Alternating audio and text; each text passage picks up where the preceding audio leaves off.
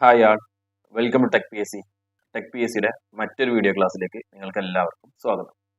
അപ്പൊ നമ്മൾ ഇന്നത്തെ ഈ ഒരു ക്ലാസ്സിലൂടെ ഡിസ്കസ് ചെയ്യാൻ പോകുന്നത് കഴിഞ്ഞ പ്രാവശ്യം നടന്നിട്ടുള്ള assistant motor vehicle inspector AMV എക്സാമിലെ ലാസ്റ്റത്തെ ഒരു 20 മാർക്കിന്റെ ജോബ് റിലേറ്റഡ് ആയ ടോപ്പിക്സിൽ നിന്ന് നമ്മുടെ മോട്ടോർ വെഹിക്കിൾ ആക്ടും അതേപോലുള്ള മോട്ടോർ വെഹിക്കിൾ റൂൾസ് അങ്ങനെയുള്ള അതുമായി ബന്ധപ്പെട്ടുള്ള ജോബ് റിലേറ്റഡ് ഏരിയയിൽ നിന്ന് വന്നിട്ടുള്ള ക്വസ്റ്റ്യൻസിലെ 20 ക്വസ്റ്റ്യൻസും അതിന്റെ എക്സ്പ്ലനേഷനാണ് നമ്മൾ ഇന്നത്തെ ഈ ഒരു ക്ലാസ്സിലൂടെ ഡിസ്കസ് ചെയ്യാൻ പോകുന്നത്. സോ നമുക്ക് ഓരോ ക്വസ്റ്റ്യൻസും അത് ഏതൊക്കെ സെക്ഷനിൽ നിന്നാണ് വന്നത്, ഏത് റൂളിൽ നിന്നാണ് അല്ലെങ്കിൽ ഏത് ആക്ടിൽ നിന്നാണ് അത് എടുത്തത് എന്നുള്ള കാര്യങ്ങളൊക്കെ നമുക്ക് ഈ ഒരു ഓരോ ക്വസ്റ്റ്യൻസിന്റെ ആയിട്ട് ഡിസ്കസ് ചെയ്തിട്ട് പോവാം. സോ ഫസ്റ്റ് ക്വസ്റ്റ്യനിലോട്ട് പോവുകയാണ്. ഫസ്റ്റ് ക്വസ്റ്റ്യൻ എന്ന് പറയുന്നത്, in case of vehicle break down on highways and major roads reflective warning triangles shall be placed at a distance of dash behind the broken down vehicle. Option A 10 meters, option B 20 meters, option C 30 meters, option D 50 meters. 4 options കൊടുത്തിട്ടുണ്ട്. എന്താണ് question, എന്താണ് ചോദിച്ചിട്ടുള്ളത്? In case of vehicle break down on highways and major roads. ഈ highways and major roads എന്ന് പറയുന്നത് important ആണ് കേട്ടോ. കാരണം ഈ ഒരു വെഹിക്കിൾ ഒരു ഹൈവേസിലോ അല്ലെങ്കിൽ ഒരു മേജർ റോഡ്സിലോ ബ്രേക്ക് ഡൗൺ ചെയ്യുകയാണെന്നുണ്ടെങ്കിൽ നമ്മൾ അതിന്റെ മുന്നേ ആയിട്ട് നമ്മൾ ആ വാഹനത്തിന്റെ മെയിൻ്റെനൻസിന് വേണ്ടിയിട്ട് അല്ലെങ്കിൽ മനസ്സിലാക്കുന്നതിന് വേണ്ടിയിട്ട് നമ്മളൊരു റിഫ്ലക്റ്റീവ് വാർണിംഗ് ട്രയാങ്കിൾ വെക്കാറുണ്ട് അല്ലെ. എല്ലാ വാഹനങ്ങളും നിർമ്മാതാക്കൾ ഇപ്പോൾ വാഹനം വാങ്ങുന്നതിന്റെ കൂടെ തന്നെ ഈ റിഫ്ലക്റ്റീവ് വാർണിംഗ് ട്രയാങ്കിൾ നൽകണം എന്ന് നിർബന്ധമാക്കിയിട്ടുണ്ട്. അപ്പൊ ഈ റിഫ്ലക്റ്റീവ് വാർണിംഗ് ട്രയാങ്കിൾ വെക്കാറുണ്ട്. അത് എത്ര ഡിസ്റ്റൻസിലാണ് അത് ഈ ബ്രേക്ക് ഡൗൺ ആയ വെഹിക്കിളിന്റെ എത്ര ഡിസ്റ്റൻസിലാണ് അത് പ്ലേസ് ചെയ്യേണ്ടത് എന്നുള്ളതാണ് ക്വസ്റ്റ്യൻ. അപ്പോൾ in case of vehicle break down in highways and major roads കേട്ടോ, 10 meter, 20 meter, 30 meter, 50 meter, ഇങ്ങനെ 4 ഓപ്ഷൻ ആണ് കൊടുത്തിട്ടുണ്ടായിരുന്നത്. ഇതിന്റെ കറക്റ്റ് ആൻസർ എന്ന് പറയുന്നത് 50 meter ആണ്. കറക്റ്റ് ആൻസർ നമ്മൾ നേരത്തെ പറഞ്ഞു, വെഹിക്കിളിന് ഈ ഒരു വാർണിംഗ് ട്രയാങ്കിൾ വെക്കണം. കറക്റ്റ് ആൻസർ എന്ന് പറയുന്നത് 50 meter ആണ്. സോ നമുക്ക് നോക്കാം. മോട്ടോർ വെഹിക്കിൾ ഡ്രൈവർ റെഗുലേഷൻസ് 2017 28ാമത്തെ rule. Motor vehicle driver regulations എന്ന് പറയുന്നത് നമുക്ക് ടോട്ടലി 40 റൂളുകളാണ് നമുക്ക് വരിക. 40 റൂൾസ് ആണ് വരിക. അതിൽ ഒന്നാമത്തെ റൂൾ എന്ന് പറയുന്നത് ആ ആക്ടിനെ കുറിച്ച് പറയുന്നതിനാണ്. രണ്ടാമത്തെ ഡെഫിനിഷൻസ് ആണ്. ഡെഫിനിഷൻസ് എന്ന് പറയുമ്പോൾ കുറച്ചധികം നമ്മൾ ഈ റൂളുകൾ 3ാമത്തെ റൂൾ മുതൽ 40ാമത്തെ റൂൾ വരെ നമ്മൾ പഠിക്കുന്ന കാര്യങ്ങളിലെ കുറച്ചധികം ഡെഫിനിഷൻസ് ഓരോ ടേംസിനെ ഡിഫൈൻ ചെയ്തതാണ് രണ്ടാമത്തെ റൂൾ എന്ന് പറയുന്നത്. അപ്പൊ 3ാമത്തെ മുതൽ 40ാമത്തെ റൂളുകളിലെ 28ാമത്തെ റൂൾ എന്ന് പറയുന്നത് വെഹിക്കിൾ ബ്രേക്ക് ഡൗണിനെ കുറിച്ചാണ് പറയുന്നത്. വെഹിക്കിൾ ബ്രേക്ക് ഡൗൺ നമുക്ക് ആ റൂൾ എന്താണെന്ന് നോക്കാം. In case A vehicle with more than 2 wheels has broken down at the place where it can be recognized in time as a stationary obstacle. Option അതിൽ ഒന്നാമത്തെ sub point പറയുന്നത് the hazard warning lights of the vehicle shall be switched on immediately. രണ്ടാമത്തെ പറയുന്നത് on highways and major roads with fast speed reflective warning triangles shall be placed at a distance of 50 meters behind the broken vehicle. അടുത്ത പറയുന്നത് if there is a bend on a road where the vehicle is parked reflective warning triangle are placed at before the bend. അല്ലെ, അപ്പൊ എന്താ വെച്ചിട്ടുള്ളത്, വാഹനം break down ആവുന്ന കേസാണ് പറയുന്നത്. ഒരു വാഹനം ബ്രേക്ക് ഡൗൺ ആയി, 2 വീലറിൽ മുകളിലുള്ള ഒരു വാഹനം ബ്രേക്ക് ഡൗൺ ആയി, അത് നമുക്ക് അവിടെ നിന്ന് നീക്കാൻ പറ്റാത്ത രീതിയിൽ അല്ലെങ്കിൽ ഒരു സ്റ്റേഷനറി ആയിട്ട് അവിടെ ഒരു ഒബ്സ്റ്റക്കിൾ ആയിട്ട് റോഡിൽ നിൽക്കുകയാണെന്നുണ്ടെങ്കിൽ നമ്മൾ ഫസ്റ്റ് ചെയ്യേണ്ടത് എന്താണ്? ഹസാർഡ് വാർണിംഗ് ലൈറ്റ് എന്ത് ചെയ്യണം? ഓൺ ചെയ്യണം. ഫസ്റ്റ് ചെയ്യേണ്ടത് വാഹനത്തിന്റെ ഹസാർഡ് വാർണിംഗ് ലൈറ്റ് ഓൺ ചെയ്യണം. രണ്ടാമത്തത് നമ്മളുടെ റിഫ്ലക്റ്റീവ് വാർണിംഗ് ട്രയാങ്കിൾസ് എവിടെ വെക്കണം? 50 meters. കറക്റ്റ് ആയിട്ട് പഠിക്കുക. 50 meters മുന്നേ ആയിട്ട്, അതായത് ആ ഒരു വാഹനം വരുന്നത് സൈഡ് മനസ്സിലാക്കുന്ന രീതിയിൽ അതിന്റെ പിന്നിലായിട്ട് എന്ത് ചെയ്യണം? 50 meters വിട്ടിട്ട് നമ്മൾ ഈ റിഫ്ലക്റ്റീവ് വാർണിംഗ് ട്രയാങ്കിൾ ഇതേപോലെ വെക്കണം. അതായത് ഈ വാഹനവും ഈ റിഫ്ലക്റ്റീവ് വാർണിംഗ് ട്രയാങ്കിളും തമ്മിലുള്ള ഡിസ്റ്റൻസ് എന്ന് പറയുന്നത് 50 meters ആയിരിക്കണം. ഇനി പക്ഷേ ചില സ്ഥലങ്ങളിൽ നമുക്കൊരു കെർവിലോ ഒരു ബെൻഡിലോ ഒരു വളവിലൊക്കെ ആയിരിക്കും വാഹനം ബ്രേക്ക് ഡൗൺ ആകുന്നുണ്ടെങ്കിൽ നമ്മൾ 50 meters നമുക്ക് നോക്കുന്നേക്കാളും ആ വാഹനത്തിന്റെ എന്താ ചെയ്യേണ്ടത്? ആ വാഹനത്തിന്റെ ബെൻഡിന് മുന്നേ അല്ലെങ്കിൽ ആ വളവിന് മുന്നേ ആയിട്ടായിരിക്കണം ട്രയാങ്കിൾ വെക്കേണ്ടത് എന്നുള്ളതാണ് ഈ ഒരു റൂളിൽ 28ാമത്തെ റൂളിൽ പറയുന്നത്. മോട്ടോർ വെഹിക്കിൾ ഡ്രൈവിംഗ് റെഗുലേഷൻസിലെ 28ാമത്തെ റൂളിൽ പറയുന്നത്. അപ്പൊ ഇവിടെ 50 meter കറക്റ്റ് ആൻസർ പറഞ്ഞിട്ടുണ്ട്. അപ്പൊ നമ്മൾ ആൻസർ വരുന്നത് 50 meter ആണ്. ഈ ക്വസ്റ്റിനോട് തന്നെ കണക്ട് ചെയ്തിട്ട് വേറെ ചോദിക്കാൻ പറ്റുന്ന ഒരു ക്വസ്റ്റ്യൻ ആണ്. ഞാൻ ജസ്റ്റ് നേരത്തെ സൂചിപ്പിച്ചിരുന്നു ഹൈവേസിലോ അല്ലെങ്കിൽ മേജർ റോഡ്സിലോ എന്ന് പറഞ്ഞു സൂചിപ്പിച്ചു അല്ലെ. ഹൈവേസ് അല്ലെങ്കിൽ മേജർ റോഡ്സ്. ഇനി അതിന് പകരം ഇവിടെ വേണമെന്നുണ്ടെങ്കിൽ ഒരു ടണൽ ആകാം. നമ്മളൊരു വാഹനം ഒരു ടണലിൽ എൻ്റർ ചെയ്തിട്ടുണ്ട്. ആ ടണലിന്റെ ഉള്ളിൽ നിന്നാണ് ബ്രേക്ക് ഡൗൺ ആകുന്നത് എങ്കിൽ, ടണലിന്റെ അകത്ത് നിന്നാണ് ഡൗൺ ആകുന്നത് എന്നെങ്കിൽ നമുക്ക് അവിടെ എന്ന് പറയുന്നത് 20 meter ആണ് പാലിക്കേണ്ടത്. 50 മീറ്റർ അല്ല 20 മീറ്റർ ആണ് പാലിക്കേണ്ടത് ഒരു ടണലിനുള്ളിലാണ്. ഇത് ശരിക്കും മോട്ടോർ വെഹിക്കിൾ ഡ്രൈവിംഗ് റെഗുലേഷൻസിലെ നമ്മൾ മോട്ടോർ വെഹിക്കിൾ ഡ്രൈവിംഗ് റെഗുലേഷൻസ് ഉണ്ട്. ആ റെഗുലേഷൻസ് 2017 ഇപ്പൊ നമ്മൾ പറഞ്ഞു ഇതിൽ regulations 2017 while entering to a tunnel എന്ന് പറഞ്ഞിട്ടുള്ള ഒരു റൂൾ വരുന്നുണ്ട്. While entering to a tunnel, ഒരു ടണലിനുള്ളിലോട്ട് എൻട്രി ചെയ്യുന്നത്, അതായത് 20ാമത്തെ സബ് റൂളാണ് വരുന്നത് കേട്ടോ. 20ാമത്തെ റൂളാണ് വരുന്നത്. 20ാമത്തെ റൂളിൽ പറയുന്നുണ്ട് ഒരു ടണലിനുള്ളിൽ നമുക്ക് ബ്രേക്ക് ഡൗൺ ആയാൽ എന്തൊക്കെ ചെയ്യണം, അല്ലെങ്കിൽ ഒരു ടണലിലൂടെ എൻ്റർ ആവുമ്പോൾ നമ്മൾ ശ്രദ്ധിക്കേണ്ട കാര്യങ്ങളൊക്കെ പറയുന്നുണ്ട്. അപ്പൊ ഒരു ടണലിന്റെ ഉള്ളിലാണ് ബ്രേക്ക് ഡൗൺ ആകുന്നത് എന്നുണ്ടെങ്കിൽ 20 ആണ് എന്നുള്ളത് കൂടി ഓർത്തിരിക്കുക. ജസ്റ്റ് നോർമൽ റോഡിൽ അല്ലെങ്കിൽ മേജർ റോഡിൽ ഒരു ഹൈവേയിലാണെന്നുണ്ടെങ്കിൽ 50 ആണ്. അതോടൊപ്പം തന്നെ ഒരു ടണലിലാണെന്നുണ്ടെങ്കിൽ ഒരു 20 ആണ് എന്നുള്ളത് കൂടി ഓർത്തിരിക്കുക. ദെൻ നെക്സ്റ്റ്, അപ്പൊ ഇതിന്റെ കറക്റ്റ് ആൻസർ എന്ന് പറഞ്ഞാൽ 50 മീറ്റേഴ്സ് ആണ്. ദെൻ നെക്സ്റ്റ് ക്വസ്റ്റ്യനിലോട്ട് പോവാണ്. അടുത്ത ക്വസ്റ്റ്യനിലോട്ട് പോവാണ്. The priority within the category of emergency vehicles shall be as the follows: ambulance, fire service vehicle, police service vehicle, fire service vehicle, police service vehicle, ambulance, fire service, ambulance, police, ambulance, police service, fire service. നമുക്കറിയാം emergency vehicle അറിയാം അല്ലെ. Emergency vehicle എന്ന് പറഞ്ഞാൽ വളരെ പെട്ടെന്ന് കടത്തി വിടേണ്ടതായിട്ടുള്ള emergency ആവശ്യങ്ങൾക്ക് വേണ്ടി ഉപയോഗിക്കുന്ന വാഹനങ്ങൾ. അതിൽ ആംബുലൻസ് ഒരു എമർജൻസി വെഹിക്കിൾ ആണ്, എല്ലാവർക്കും അറിയുന്ന കാര്യമാണ് അല്ലെ. ആംബുലൻസ്, ഒരു രോഗിയെ കൊണ്ടുപോകുന്ന ആംബുലൻസ് ഒരു എമർജൻസി വെഹിക്കിൾ ആണ്. ഫയർ സർവീസിന്റെ ഫയർ ടെൻഡർ പറയുന്ന നമ്മളുടെ ഫയർ വാഹനം ഒരു എമർജൻസി വെഹിക്കിൾ ആണ്. പോലീസിന്റെ ഒരു എമർജൻസി വെഹിക്കിൾ ആണ്. അപ്പൊ അങ്ങനെയുള്ള കാര്യങ്ങൾ, ഇങ്ങനെയുള്ള എമർജൻസി വെഹിക്കിൾ. അപ്പൊ ഇതിൽ ഈ 3 എമർജൻസി വെഹിക്കിളും ഒരു ജംഗ്ഷനിലോട്ട് വരികയാണ്, അല്ലെങ്കിൽ 3 എമർജൻസി വെഹിക്കിളും റോഡിലൂടെ പോകുന്നുണ്ടെങ്കിൽ അതിൽ ഏത് വെഹിക്കിളിനാണ് പ്രിയോറിറ്റി കൊടുക്കേണ്ടത്? ആദ്യം ഏത് വെഹിക്കിൾ കടത്തിവിടും? ആംബുലൻസ് ആണോ, ഫയർ സർവീസ്, പോലീസ് ആണോ, fire service, police service, ambulance ആണോ, ഫയർ സർവീസ്, ആംബുലൻസ്, പോലീസ് ആണോ? അങ്ങനെയാണ് ചോദിച്ചിട്ടുള്ള ക്വസ്റ്റ്യൻ കേട്ടോ. 4 ഓപ്ഷൻ കൊടുത്തിട്ടുണ്ട്. ഇത് അധികം നമ്മൾ ഈ ജോബ് റിലേറ്റഡ് ടോപ്പിക്സ് പല എക്സാമുകൾ നടക്കുകയാണെന്നുണ്ടെങ്കിലും കൂടുതലായിട്ട് ചോദിച്ചു കണ്ടുള്ള ഒരു ക്വസ്റ്റ്യൻ ആണ് ഇതിന്റെ ഒരു പ്രിയോറിറ്റി ഓർഡർ എന്ന് പറയുന്നത്. ഇത് നമ്മൾ ആ മോട്ടോർ വെഹിക്കിൾ ഡ്രൈവിംഗ് റെഗുലേഷൻസിലെ 27ാമത്തെ റൂൾ ആയിട്ടാണ് വരുന്നത് കേട്ടോ. മോട്ടോർ വെഹിക്കിൾ ഡ്രൈവിംഗ് റെഗുലേഷൻസിലെ 27ാമത്തെ റൂൾ ആയിട്ടാണ് വരുന്നത്. Vehicles designated for emergency duties, അതാണ് നമ്മളുടെ റൂളിന്റെ പേര്. മോട്ടോർ വെഹിക്കിൾ ഡ്രൈവിംഗ് റെഗുലേഷൻസിലെ 27ാമത്തെ rule vehicles designated for emergency duties, ഒരു എമർജൻസി ഡ്യൂട്ടീസിന് വേണ്ടി വെഹിക്കിൾ ഡെസിഗ്നേറ്റ് ചെയ്തിട്ടുള്ള ബന്ധപ്പെട്ട്. ഇനി അതിന്റെ പ്രിയോറിറ്റി കറക്റ്റ് നമ്മൾ ഈ സെന്റൻസ് തന്നെയാണ് നമുക്ക് ക്വസ്റ്റ്യൻ ആയിട്ട് വന്നിട്ടുള്ളത്. ആ സ്റ്റേറ്റ്മെന്റ് തന്നെയാണ് ക്വസ്റ്റ്യൻ ആയിട്ട് വന്നിട്ടുള്ളത്. അതിന്റെ പ്രിയോറിറ്റിയാണ് ചോദിച്ചിട്ടുള്ളത്. അതിന്റെ പ്രിയോറിറ്റി എന്താ? First fire service vehicle, second ambulance, third police service vehicle, fourth വരുന്നത് എന്തെങ്കിലും എമർജൻസി സിറ്റുവേഷന് വേണ്ടിയിട്ടുള്ള മെയിൻ്റെനൻസിനോ എസെൻഷ്യൽ പബ്ലിക് സർവീസസ് ഒക്കെ കൊണ്ടുപോകാൻ വേണ്ടിയിട്ട് വാട്ടർ, അതേപോലെ തന്നെ പവർ സപ്ലൈ. ഒരു പ്രശ്നം നടന്ന ഒരു സ്ഥലത്തോട്ട് നമ്മളൊരു ഫുഡ് എത്തിക്കാൻ കൊണ്ടുപോകുന്നുണ്ടെങ്കിൽ അങ്ങനെയുള്ള വാഹനങ്ങൾക്കാണ് 4ാമത്തെ പ്രിയോറിറ്റി. സോ ഫസ്റ്റ് വൺ എന്ന് പറയുന്നത് നമ്മുടെ എപ്പോഴും ഓർത്തിരിക്കുക ഫയർ ആണ്. ഫസ്റ്റ് വൺ എന്ന് പറയുന്നത് ഫയർ ആണ്. സെക്കൻഡ് വൺ എന്ന് പറയുന്നത് ആംബുലൻസ് ആണ്. ഇപ്പൊ ജസ്റ്റ് ഒരു ആംബുലൻസിൽ രോഗിയെ കൊണ്ട് പോകുകയാണെങ്കിൽ പോലും ഫയർ സർവീസിന്റെ വാഹനം വരികയാണെങ്കിൽ അവർക്കാണ് മുൻഗണന. കാരണം ഈ ആംബുലൻസിൽ ചിലപ്പോൾ ഒരു രോഗി മാത്രമായിരിക്കും ഉണ്ടായിരിക്കുക. ഫയർ ഒരു പ്രശ്നം നടന്ന ഒരു ഏരിയയിലോട്ടായിരിക്കും ഫയറിന്റെ വാഹനം പോകുന്നുണ്ടെങ്കിൽ അവിടെ ഒന്നിൽ കൂടുതൽ കാഷ്വാലിറ്റീസ് അല്ലെങ്കിൽ ഒന്നിൽ കൂടുതൽ ആളുകൾക്ക് പ്രശ്നങ്ങൾ ഉണ്ടായത് കൊണ്ടായിരിക്കും ഫയറിന്റെ വാഹനത്തിന് മുൻഗണന കൊടുക്കണം എന്ന് പറയുന്നത് കേട്ടോ.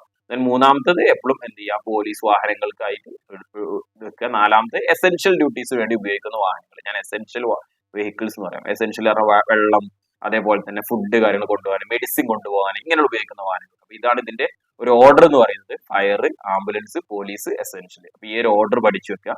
അതായത് ഒരു സിറ്റുവേഷൻ വരുന്ന എമർജൻസി വാഹനങ്ങളിലുള്ള പ്രിയോറിറ്റി ആർക്കാണ്? നോർമലി മറ്റു വാഹനങ്ങളെ കമ്പയർ ചെയ്യുമ്പോൾ എപ്പോഴും എമർജൻസി വാഹനങ്ങൾക്കാണ് പ്രിയോറിറ്റി വേണ്ടത്.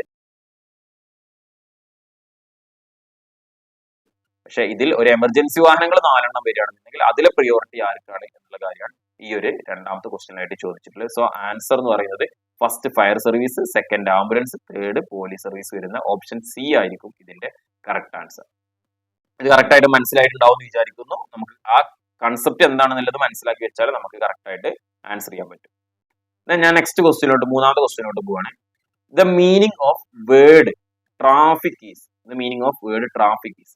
നമ്മൾ ട്രാഫിക് എന്ന് നോർമലി പറയാറുണ്ട് അല്ലെ. അപ്പൊ ഒരു ട്രാഫിക്കിന്റെ മീനിങ് എന്താണ്, അല്ലെങ്കിൽ ആ വേർഡ് ട്രാഫിക് എന്നതുകൊണ്ട് ഉദ്ദേശിക്കുന്നത് എന്താണ് കേട്ടോ.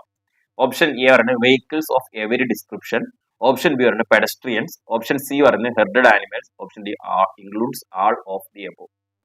വെഹിക്കിൾസ് എല്ലാ ഡിസ്ക്രിപ്ഷനിലുള്ള വാഹനങ്ങളും, അതേപോലെ തന്നെ പെഡസ്ട്രിയൻസിന്റെ കാര്യവും, അതേപോലെ ഹെർഡഡ് ആനിമൽസ് എല്ലാം കൂടി ഉൾപ്പെടുന്നതാണോ എന്നുള്ളതാണ് ചോദ്യം. അപ്പൊ ട്രാഫിക് ഇത് നമ്മളുടെ പറയുന്നത് മോട്ടോർ വെഹിക്കിൾ ഡ്രൈവിംഗ് റെഗുലേഷൻസ് തന്നെയാട്ടോ പറയുന്നത്. മോട്ടോർ വെഹിക്കിൾ ഡ്രൈവിംഗ് റെഗുലേഷൻസിലെ റെഗുലേഷൻ 2 നമ്മൾ നേരത്തെ പറഞ്ഞു ഡെഫിനിഷൻസ് എന്ന് പറഞ്ഞ ഭാഗമുണ്ട്. അപ്പൊ ഡെഫിനിഷൻസ് നമുക്ക് നോർമലി കുറെ അധികം പോയിന്റ്സ് ഡെഫിനിഷൻസിന്റെ ഉള്ളിൽ എ ബി സി എന്ന് പറഞ്ഞിട്ട് നമുക്ക് എഴുതിയിട്ടുണ്ട്. ഒരു ആൽഫബറ്റിക് ഓർഡറിൽ തരം തിരിച്ചിട്ടുണ്ട്. എ ഫോർ ആക്ട്, ബി എന്ന് പറഞ്ഞിട്ട് നെക്സ്റ്റ് ഒരു പോയിന്റ്, സി എന്ന് പറഞ്ഞിട്ട് അങ്ങനെ ഓരോ പോയിന്റ് ഓരോ ആൽഫബറ്റിക് ഓർഡറിൽ വെച്ചിട്ടുണ്ട്. അപ്പൊ അതിൽ ഇങ്ങനെ വന്നിട്ട് എസ് വരുന്ന സ്ഥലത്ത് നമുക്ക് വരുന്നത്, അതായത് ലാസ്റ്റിലോട്ട് ടി ലാസ്റ്റ് അല്ല വരുന്നത്, എസ് വരുന്ന സ്ഥലത്ത് നമുക്ക് വരുന്ന ഒരു സംഭവമാണ് ട്രാഫിക് എന്ന് പറയുന്നത് കേട്ടോ. എസ് കഴിഞ്ഞ പിന്നെ ട്രാഫിക് കഴിഞ്ഞാൽ ട്രാഫിക് ഐലൻഡ് ഉണ്ട്, അങ്ങനെ കുറെ അധികം കാര്യങ്ങൾ. അപ്പൊ എ മുതൽ ഇത് നോർമലി എ മുതൽ യു വരെയാണ് നമുക്ക് ഉള്ളത്. എ മുതൽ യു വരെ 25ഓളം ഡെഫിനിഷൻസ് ആണ് നമുക്ക് പഠിക്കാനുള്ളത്. അപ്പൊ ഇതിൽ ഫസ്റ്റ് വൺ എന്ന് പറയുന്നത് എസ് എന്ന് പറയുന്നത് ട്രാഫിക് ആണ്. അപ്പൊ ട്രാഫിക്കിൽ എന്തൊക്കെ ഉൾപ്പെടുന്നുണ്ട് നോക്കാം. ആ സ്റ്റേറ്റ്മെന്റ് തന്നെ നമുക്ക് അതേപോലെ തന്നെ നോക്കാം. Traffic includes vehicles of every description and other carriages and conveyances, pedestrians, processions, ridden and ridden or herded animals, and all other forms of road traffic using any road or highway or any purpose of travel.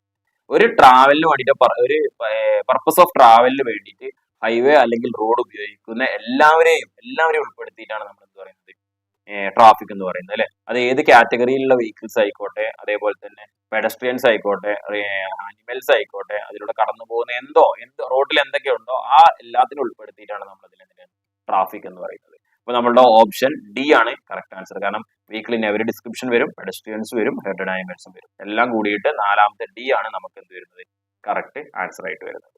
അപ്പോ മൂന്നാമത്തിന്റെ answer എന്ന് പറയുന്നത് traffic എന്ന് പറഞ്ഞു കഴിഞ്ഞാൽ ഇതെല്ലാം ഉൾപ്പെടും എന്നുള്ള കാര്യം കൂടി ഒന്ന് മനസ്സിലാക്കി വെക്കുക. ഇത് ഞാൻ നെക്സ്റ്റ് നാലാമത്തെ ക്വസ്റ്റ്യനിലോട്ട് പോവാണ്.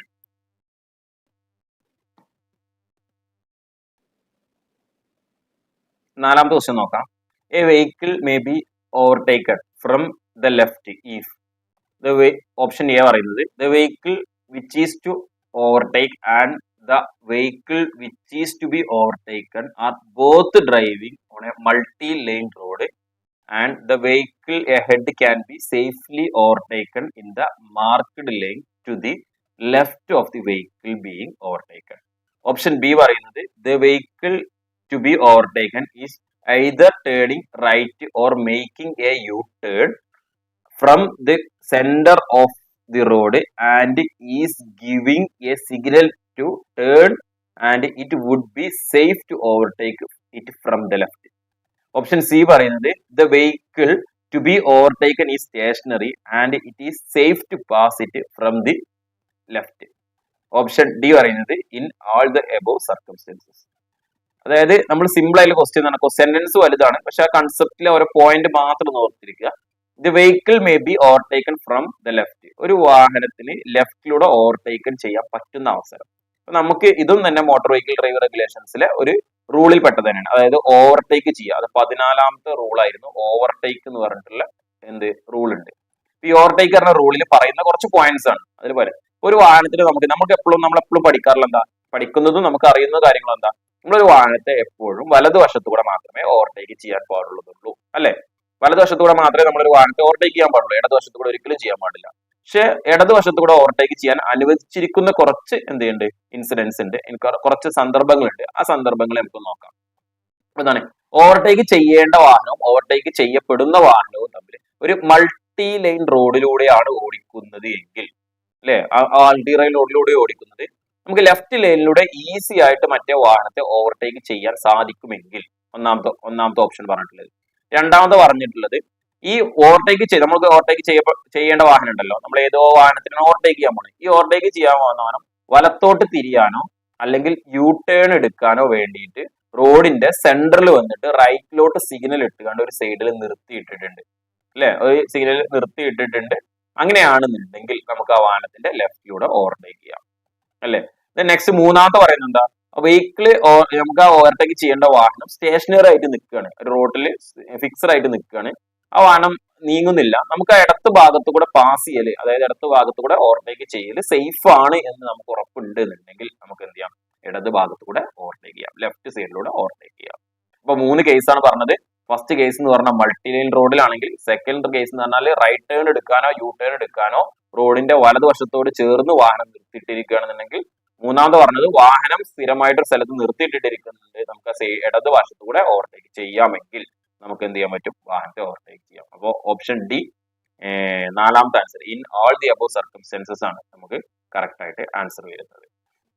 സോ ഓപ്ഷൻ ഡി ആണ് ആൻസർ കേട്ടോ. ഇത് നമുക്ക് റെഗുലേഷൻസിൽ തന്നെ പറയുന്നതാണ്, 14ാമത്തെ റെഗുലേഷൻസ്, മോട്ടോർ വെഹിക്കിൾ ഡ്രൈവ് റെഗുലേഷൻസിലെ 14ാമത്തെ റൂള്, 14ാമത്തെ റെഗുലേഷനിലാണ് ഈ ഒരു കാര്യം പറയുന്നത്. നെക്സ്റ്റ് ക്വസ്റ്റ്യനിലോട്ട് പോവാണ്. നമ്മൾ 5ാമത്തെ ക്വസ്റ്റ്യൻ നോക്കാം. The driver shall switch on the fog light headlamps only when the visibility is considered affected due to fog, dust, rain or snow and to be used along with the dash, dipped headlamps, high beam, extra light, spotlight. Direct question ആണ്. ഈ sentence തന്നെയാണ് നമ്മളുടെ റൂളിൽ പറഞ്ഞിട്ടുള്ളത് കേട്ടോ. അത് നമ്മൾ correct ആയിട്ട് റൂളിൽ പറഞ്ഞിട്ടുണ്ട്. മോട്ടോർ വെഹിക്കിൾ ഡ്രൈവ് റെഗുലേഷൻസിലെ 31ാമത്തെ റെഗുലേഷൻ ആണ് ഈ പറഞ്ഞിട്ടുള്ളത്. 31ാമത്തെ റെഗുലേഷൻ എന്താണ് പറഞ്ഞിട്ടുള്ളത് അറിയോ? നമുക്കൊരു വാഹനത്തിൽ ഫോഗ് ലൈറ്റ് യൂസ് ചെയ്യാം. ആ ഫോഗ് ലൈറ്റ് യൂസ് ചെയ്യുന്ന സമയത്ത്, അതായത് എവിടെയൊക്കെ ഫോഗ് ലൈറ്റ് യൂസ് ചെയ്യാം, ഡ്യൂ ടു ഫോഗോ ഡസ്റ്റോ റെയിനോ ഉള്ള സ്ഥലങ്ങളിൽ അല്ലെങ്കിൽ സ്നോ ഒക്കെ ഉള്ള സ്ഥലങ്ങളിൽ നമുക്ക് വിസിബിലിറ്റി കുറവാണ് എന്നുണ്ടെന്നുണ്ടെങ്കിൽ അവിടെ നമുക്ക് എന്ത് ചെയ്യാം, ഫോഗ് ലൈറ്റ് യൂസ് ചെയ്യാം. പക്ഷെ ഫോഗ് ലൈറ്റ് യൂസ് ചെയ്യുമ്പോൾ ഹെഡ് ലാംപ്സിന്റെ ഏത് ഹെഡ് ലാംപ്സോട് കൂടിയിട്ടാണ് ഫോഗ് ലൈറ്റ് യൂസ് ചെയ്യേണ്ടത്? Dipped head lamps, high beam head lamps, extra light, അതേപോലെ തന്നെ സ്പോട്ട് ലൈറ്റ്. നമുക്ക് കറക്റ്റ് ആയിട്ട് ആൻസർ എന്ന് പറയുന്നത് ഡിപ്ഡ് ഹെഡ് ലാംപ്സ് ആണ് അല്ലെ. അത് വെഹിക്കിൾ ലൈറ്റിംഗ് എന്നുള്ള റെഗുലേഷൻസിന്റെ 31ാമത്തെ റൂളിലാണ് ഈ ഒരു കാര്യം പറയുന്നത്. നമ്മൾ നേരത്തെ പറഞ്ഞ ക്വസ്റ്റ്യനിന്റെ ഒരു സെന്റൻസ് ആയിട്ട് തന്നെയാണ് നമ്മൾ പഠിക്കുന്നത്. അതിൽ 5ാമത്തെ സബ് റൂൾ ആട്ടോ. ഈ 31ൽ തന്നെ 1, 2, 3, 4 ഉണ്ട്. ഞാൻ ജസ്റ്റ് 5ാമത്തെ ആയതുകൊണ്ട് 5 മാത്രമേ ഇവിടെ മാർക്ക് ചെയ്തിട്ടുള്ളൂ. The driver shall switch on the fog light headlamps only when visibility is considerably affected due to fog, dust, storm, rain or snow and only with the dipped headlamps. അതായത് നമുക്ക് ഒരിക്കലും ഒരു fog lamp ഉപയോഗിക്കുമ്പോൾ high beam ഉപയോഗിക്കാനുള്ള അനുമതിയില്ല. നമ്മൾ എപ്പോഴും dip head lamps ഉപയോഗിച്ചിട്ട് മാത്രമേ എന്ത് ചെയ്യാൻ പാടുള്ളൂ, വാഹനത്തിന്റെ ഫോഗ് ലാമ്പ് യൂസ് ചെയ്യാൻ പാടുള്ളൂ എന്നുള്ളതാണ് പറയുന്നത് കേട്ടോ. അപ്പൊ ഡിപ്ഡ് ഹെഡ് ലാംപ്സ് ആണ് നമുക്ക് എന്ത് വരുന്നത്, കറക്റ്റ് ആൻസർ ആയിട്ട് വരുന്നത്. നെക്സ്റ്റ് ക്വസ്റ്റ്യനിലോട്ട് പോവാം. No person shall be granted a learner's license to drive a transport vehicle unless he has held a driving license to drive a light motor vehicle for at least dash 2 years, 1 year, 3 years, 6 months. എന്താണ് പറഞ്ഞിട്ടുള്ളത്? Motor vehicle ആക്ടിൽ നിന്നാണ് ഈ question കേട്ടോ. Motor vehicle ആക്ടിൽ നിന്നാണ് ഈ ഒരു question. Motor vehicle ആക്ടിന്റെ section 7 എന്നുള്ള ഭാഗമുണ്ട്. മോട്ടോർ വെഹിക്കിൾ ആക്ടിന്റെ സെക്ഷൻ 7 നമുക്ക് കുറെ അധികം സെക്ഷൻസ് പഠിക്കാണ്ട്. സെക്ഷൻ 7 വരുന്നത് ചാപ്റ്റർ 2ലാണ്. ചാപ്റ്റർ 2 എന്ന് പറയുന്നത് എന്താണ്? ചാപ്റ്റർ 2 എന്തിനാണ്? Licensing of drivers of motor vehicles അല്ലെ. മോട്ടോർ വാഹനത്തിന്റെ ലൈസൻസുമായി ബന്ധപ്പെട്ട്, ലൈസൻസ് നൽകുന്നതുമായി ബന്ധപ്പെട്ട ലൈസൻസ് ഗ്രാന്റ് ചെയ്യുന്നത്, അതിന്റെ വാലിഡിറ്റി, അതിന്റെ റിന്യൂവൽ, അങ്ങനെ എല്ലാ സെക്ഷൻസും പറയുന്നത് ചാപ്റ്റർ 2ലാണ്. അപ്പൊ ചാപ്റ്റർ 2ലെ 7ാമത്തെ സെക്ഷൻ ആണ് ഈ ഒരു പറഞ്ഞിട്ടുള്ളത്. എന്താ പറയുന്നത്? No person shall be granted learner's license to drive a transport vehicle unless he has held a driving license to drive a light motor vehicle for at least years. അതായത് ഒരാൾക്കും ഒരു transport വാഹനം ഓടിക്കാനുള്ള ലൈസൻസ് അല്ലെങ്കിൽ അതിനുള്ള learners ലൈസൻസിന് അനുമതി നൽകില്ല. എങ്ങനെയാണെങ്കിൽ അയാളുടെ നോർമൽ ഡ്രൈവിംഗ് ലൈസൻസ്, അതായത് നോൺ ട്രാൻസ്പോർട്ട് ഡ്രൈവിംഗ് ലൈസൻസ് അയാൾ എത്ര വർഷം ഉപയോഗിച്ച് കഴിഞ്ഞിരിക്കണം, അല്ലെങ്കിൽ എത്ര വർഷത്തെ എക്സ്പീരിയൻസ് ഉണ്ടെങ്കിൽ, അല്ലെങ്കിൽ എത്ര വർഷം അയാൾക്ക് ലൈറ്റ് മോട്ടോർ വെഹിക്കിൾ ഉപയോഗിച്ചിട്ടുള്ള വാലിഡിറ്റി ഉണ്ടെങ്കിൽ മാത്രമേ നൽകുകയുള്ളൂ എന്നുള്ളതാണ് എന്ത് വരുന്നത്, ഈ ഒരു ക്വസ്റ്റ്യൻ കൊണ്ട് ഉദ്ദേശിക്കുന്നത്. അറ്റ്ലീസ്റ്റ് 1 ഇയർ ആണ് ആൻസർ വരുന്നത് കേട്ടോ. At least 1 year. Motor vehicle section 7 of motor vehicle act ആണ് ഞാൻ പറയുന്നത്. Restrictions on granting of learner's licence for certain vehicles. അതിലെ 1ാമത്തെ പോയിന്റ് ആയിട്ട് തന്നെ പറയുന്നതാണ്. No person shall be granted a learner's license to drive a transport vehicle unless he has held a driving license to drive light motor vehicle for at least 1 year. അതായത് ഒരാൾക്ക് ഒരു transport വാഹനം ഓടിക്കാനുള്ള licence ലഭിക്കണം എന്നുണ്ടെങ്കിൽ അതിന് ഒരു light motor വാഹനം ഓടിച്ചിട്ടുള്ള 1 year experience നിർബന്ധമാണ് എന്നുള്ളതാണ് അതുകൊണ്ട് സൂചിപ്പിക്കുന്നത്. പക്ഷെ ഇതിലൊരു എക്സെപ്ഷൻ പറയുന്നുണ്ട്. ഈ ഒരു ലോന്റെ താഴെ തന്നെ നമുക്കൊരു എക്സെപ്ഷൻ ആയിട്ട് കാണാൻ പറ്റും. അതായത് ഈ കാട്ടോ അല്ലെങ്കിൽ ഈ റിക്ഷയോ ഓടിക്കാനാണെന്നുണ്ടെങ്കിൽ ഇതിന്റെ ആവശ്യമില്ല കേട്ടോ. ഈ 1 ഇയർ അതിൽ നിന്ന് ഒഴിവാക്കിയിട്ടുണ്ട്. അതായത് ഈ കാട്ടോ ഈ റിക്ഷ ഓടിക്കുകയാണെന്നുണ്ടെങ്കിൽ, ഇപ്പോൾ ട്രാൻസ്പോർട്ട് വാഹനത്തിന്റെ ഇതിലാണ് രജിസ്റ്റർ ചെയ്യുന്നത് ഈ കാട്ടോ ഈ റിക്ഷ എങ്കിൽ, അപ്പോൾ അതിൽ നമുക്ക് ആവശ്യമില്ല, ഈ ഒരു കാര്യം ആവശ്യമില്ല എന്നുള്ള കാര്യമാണ് ഇതുകൊണ്ട് പറയുന്നത്. അപ്പൊ ഇതിന്റെ ആൻസർ എന്ന് പറയുന്നത് ഓപ്ഷൻ ബി ആണ്, 1 ഇയർ അല്ലെ. 1 വർഷത്തേക്കാണ്. 1 വർഷം LMV എടുത്തതിന് ശേഷം 1 വർഷം കഴിഞ്ഞിട്ട് ട്രാൻസ്പോർട്ട് വാഹനത്തിനുള്ള ലൈസൻസിന് നമുക്ക് അപ്ലൈ ചെയ്യാൻ പാടുള്ളൂ എന്നതാണ് പറയുന്നത്. നെക്സ്റ്റ് ക്വസ്റ്റ്യനിലോട്ട് പോകാം. 7ാമത്തെ question. A person obtaining a driving license to drive a light motor vehicle at the age of completing 18 years and 1 month be effective for a period of. ഇത് നമ്മുടെ ലൈസൻസിന്റെ റിന്യൂവലുമായി ബന്ധപ്പെട്ടതാണ് അല്ലെ. ലൈസൻസുമായി റിന്യൂവലുമായി ബന്ധപ്പെട്ടതാണ്. Option A 20 years, option B until the date which such person attains age of 50 years, until the date which such a person of age of 40 years, അതേപോലെ തന്നെ option D 10 years. എന്താണ് question ചോദിച്ചിട്ടുള്ളത്? ഒരാള് 18 വർഷം 1 മാസം കഴിഞ്ഞിട്ടാണ് ലൈസൻസ് എടുക്കുന്നത് അല്ലെ. ഒബ്റ്റെയിനിങ് ഡ്രൈവിംഗ് ലൈസൻസ്, അതായത് 18 വർഷം ആയിട്ടുണ്ട് അയാൾക്ക്, 1 മാസം അയക്കുന്നത്, അയാളെ വയസ്സാണ് പറഞ്ഞത്, 18 വർഷം കഴിഞ്ഞ് ഉടനെ ലൈസൻസ് എടുക്കുകയാണെങ്കിൽ, അങ്ങനെയാണെങ്കിൽ അയാളുടെ ലൈസൻസിന്റെ വാലിഡിറ്റി എത്ര വർഷത്തേക്കായിരിക്കും? ഇത് ശരിക്ക് പല ആളുകളും ആൻസർ തെറ്റിക്കുന്ന ഒരു കാര്യമാണ്. കാരണം എന്താ വെച്ച് കഴിഞ്ഞാൽ, നമ്മൾ ആദ്യമൊക്കെ ലൈസൻസിന്റെ വാലിഡിറ്റി 20 years എന്നൊക്കെ ആയിരുന്നു ഉണ്ടായിരുന്നത്. അല്ലെങ്കിൽ നമ്മൾ എന്ത് ചെയ്യും, എക്സാം ഹാളിൽ പോയിട്ട് നമ്മുടെ ഡ്രൈവിംഗ് ലൈസൻസ് ആണ് പ്രൂഫ് നമ്മുടെ കയ്യിൽ വെച്ചിട്ടില്ലെന്നുണ്ടെങ്കിൽ അതൊന്നും എടുത്ത് നോക്കും. അതിൽ ചിലപ്പോൾ നമ്മൾ ഡ്രൈവിംഗിന്റെ അന്നത്തെ നമുക്ക് കിട്ടിയിട്ടുള്ളത് ഒരു 20 വർഷത്തേക്കൊക്കെ ആയിരിക്കും.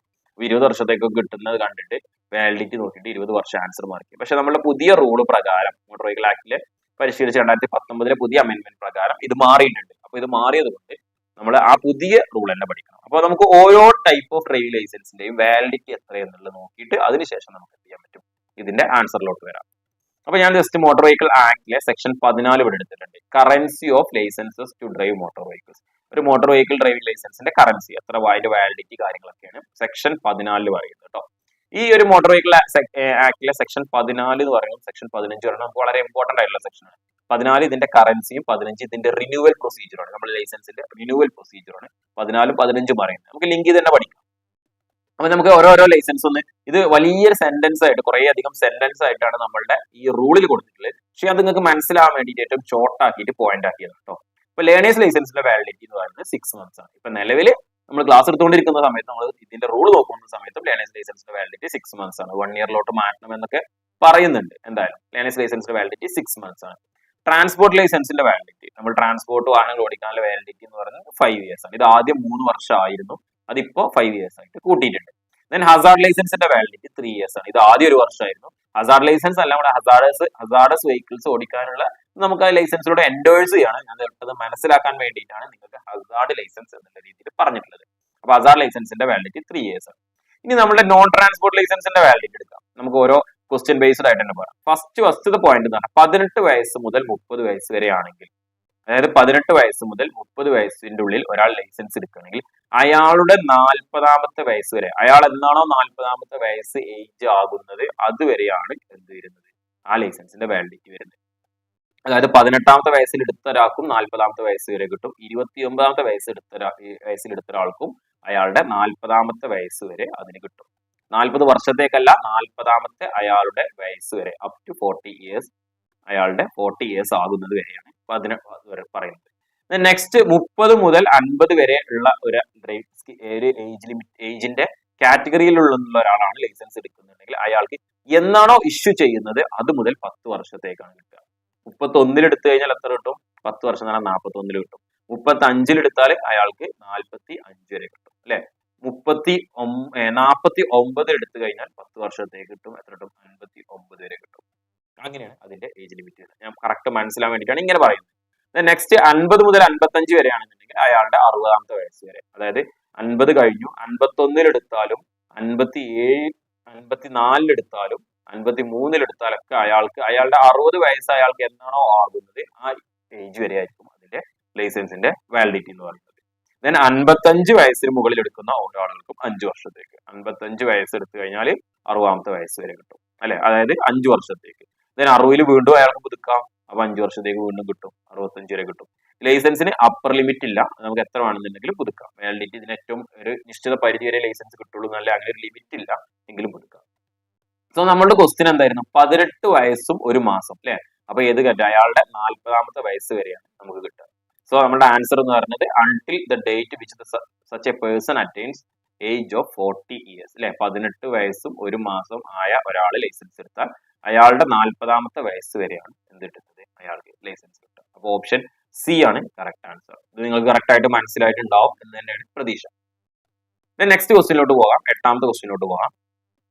As per Motor Vehicle Act 1988, a license to drive a transport vehicle carrying hazardous goods is issued for a period of, നമ്മൾ തൊട്ട് മുന്നേ പറഞ്ഞ ക്വസ്റ്റ്യന്റെ എക്സ്പ്ലനേഷനിൽ പറഞ്ഞ ഒരു കാര്യമാണ് അല്ലെ, അത് നമുക്കൊരു ക്വസ്റ്റ്യൻ ആയിട്ട് വന്നു. എന്താണെന്നുള്ളത് 1 ഇയർ, 2 ഇയർ, 3 ഇയർ, 5 ഇയർ. ഒരു ഹസാർഡസ് ഗുഡ്സ് കൊണ്ടുപോകാനുള്ള ലൈസൻസിന്റെ വാലിഡിറ്റി എത്രയാണ്? ഇനി അത് എക്സ്പ്ലെയിൻ ചെയ്യേണ്ട ആവശ്യം ഉണ്ടായിരിക്കും തോന്നുന്നില്ല. ഡയറക്റ്റ് നമുക്ക് ആൻസർ മാർക്ക് ചെയ്യാം. എത്ര വരുന്നത്? 3 ഇയേഴ്സ് ആണ് എനിക്ക് ആൻസർ വരുന്നത് അല്ലെ. 3 വർഷത്തേക്കാണ് ഒരു ഹസാർഡ്സ്. നോൺ ട്രാൻസ്പോർട്ട് വാഹനങ്ങളാണെങ്കിൽ നമ്മൾ ഏജ് ലിമിറ്റ് ബേസ് ചെയ്ത് പറയണം. ട്രാൻസ്പോർട്ട് വാഹനങ്ങളാണെങ്കിൽ നിലവിൽ 5 വർഷമാണ്. ഹസാർഡസ് വാഹനങ്ങളാണെങ്കിൽ നിലവിൽ 3 വർഷമാണ് അല്ലെ. ലേണേഴ്സ് ലൈസൻസിന്റെ വാലിഡിറ്റി എന്ന് പറയുന്നത് 6 months ആണ് എന്നുള്ളത് മനസ്സിലാക്കി വെക്കുക. നെക്സ്റ്റ് ക്വസ്റ്റ്യനിലോട്ട് പോകാം നമുക്ക്.